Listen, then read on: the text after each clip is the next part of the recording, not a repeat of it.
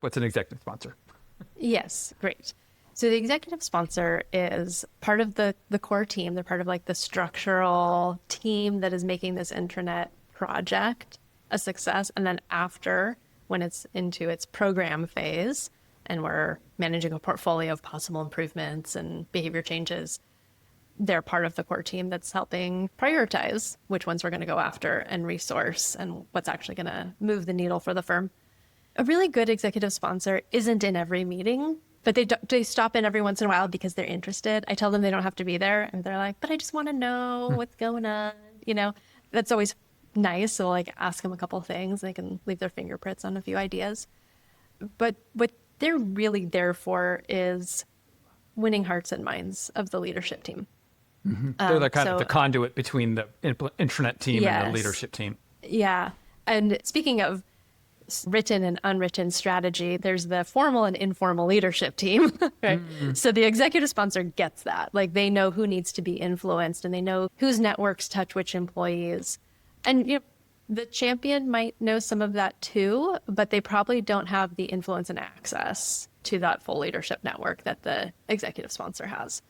So the executive sponsor's job is to like work that network as the champion is, developing content that will be part of rollout, for example.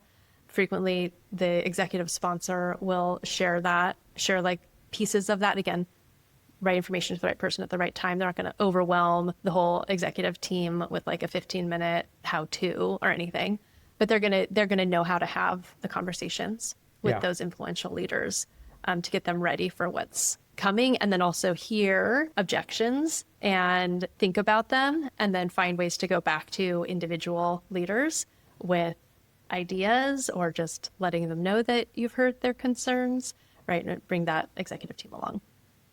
So part of the implementation PM number one was, it was like basically they know how to understand how the firm ticks. And so part of what an implementation PM would know when to pull in their executive sponsor or not. Mm-hmm. Like, I need the board this thing is very important. Yeah. I don't have the access or the reach or whatever it is, relationships to get that decision done. Yes, I think you're right that like someone who knows the firm tick will like be able to see that some of the time. Mm-hmm.